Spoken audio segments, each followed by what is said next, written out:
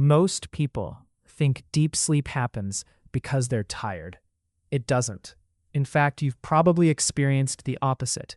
You've had days where you were absolutely exhausted, your body felt heavy, your eyes burned, you could barely keep them open. Yet somehow, when you finally got into bed, your brain suddenly became more awake than it had been all day. Thoughts started racing. You replayed conversations. You imagined future problems. You remembered embarrassing moments from years ago. And despite being exhausted, sleep felt impossible. Why? Because deep sleep isn't created by fatigue. Deep sleep happens when your brain believes the environment is safe enough to stop paying attention. And that distinction changes everything. Most people spend their entire lives trying to make themselves tired enough to sleep. But the real question isn't, how tired am I? The real question is, how safe does my brain feel? Because from an evolutionary perspective, sleep is incredibly dangerous. Think about it. When you're asleep, you're vulnerable. You're unaware of your surroundings. You can't react quickly. You can't defend yourself. For millions of years, falling asleep in the wrong place could get you killed, which means the brain evolved a very specific rule. Never fully shut down unless the environment appears safe. And the chemical that helps make that decision is cortisol. Most people know cortisol as the stress hormone, but that's only part of the story. Cortisol is really an alertness hormone. Its job is to determine when your brain should stay vigilant and when it can finally relax. Every morning, cortisol rises naturally. This surge helps wake you up. It increases alertness, raises energy, sharpens attention. It's one of the reasons you become more awake shortly after opening your eyes. But throughout the day, cortisol is supposed to gradually decline. By evening, it should be approaching its lowest levels. And when that happens, the brain receives a powerful signal. The danger appears to be over. You can rest now. But modern life has created a problem. Your brain still operates using ancient survival systems. The world around you doesn't. Thousands of years ago, danger looked like predators, storms, starvation, or hostile tribes. Today, danger looks very different. An unanswered email, a stressful text message, a deadline, a social media argument, a news headline, a glowing screen inches from your face at midnight. The problem is that your brain doesn't always distinguish between physical threats and psychological threats. Both activate the same systems. Both demand attention. Both signal uncertainty. And uncertainty keeps cortisol elevated. This is why many people fall asleep, but never experience truly restorative sleep.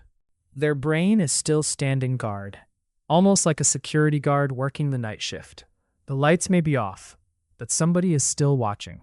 Scientists call the system controlling this process the HPA axis.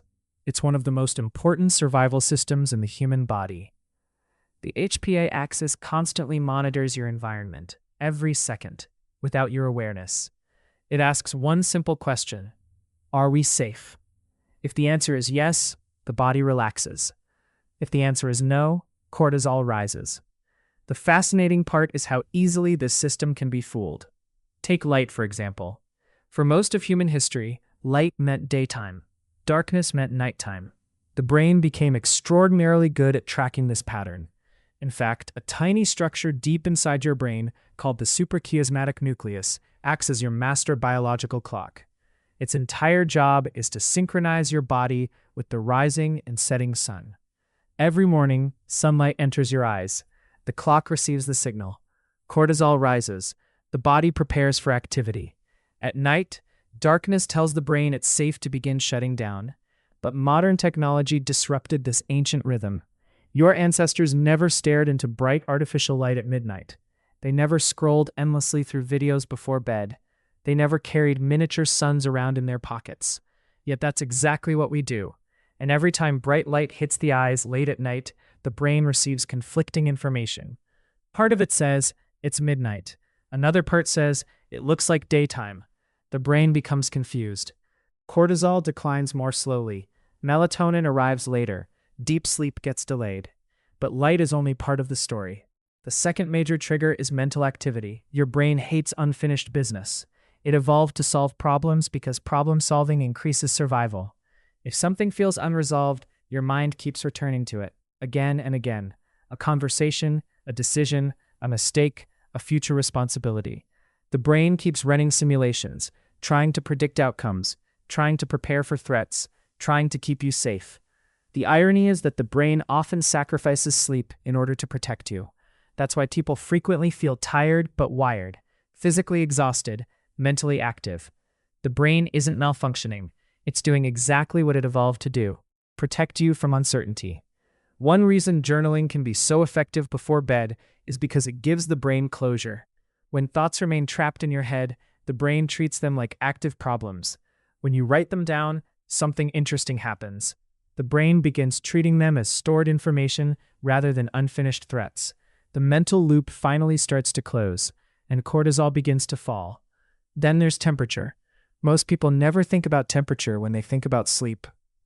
Hours before deep sleep begins, your core temperature naturally starts dropping. This cooling process acts like a signal. It tells the brain, nighttime has arrived. That's one reason warm showers before bed often help people sleep.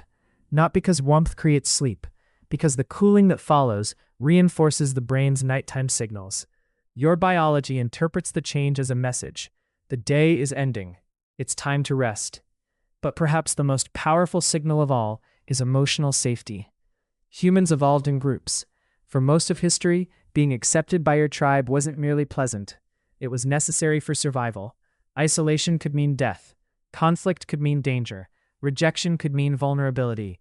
Those ancient systems still exist inside your nervous system today, which means unresolved emotional tension can keep the brain alert long after the event itself is over. A difficult conversation, an argument, a feeling of loneliness, a fear about the future. These experiences often remain active in the nervous system. Even when you're lying safely in bed, your conscious mind may want sleep. Your survival systems aren't convinced yet. This is why calming nighttime rituals can be surprisingly effective.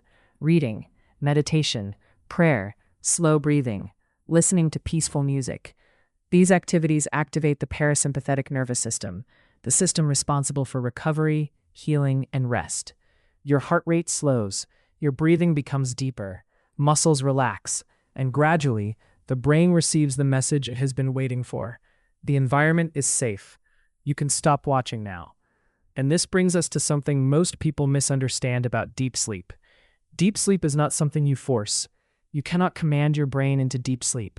You cannot demand it. You cannot negotiate with it. Deep sleep is permission. Permission granted by your nervous system when enough signals of safety have accumulated. Darkness, predictability, emotional calm, physical comfort, consistency. The more often these signals appear together, the more your brain begins to trust them. Eventually, something remarkable happens. Your body starts preparing for sleep before you even get into bed. Cortisol begins dropping earlier. Melatonin arrives more reliably.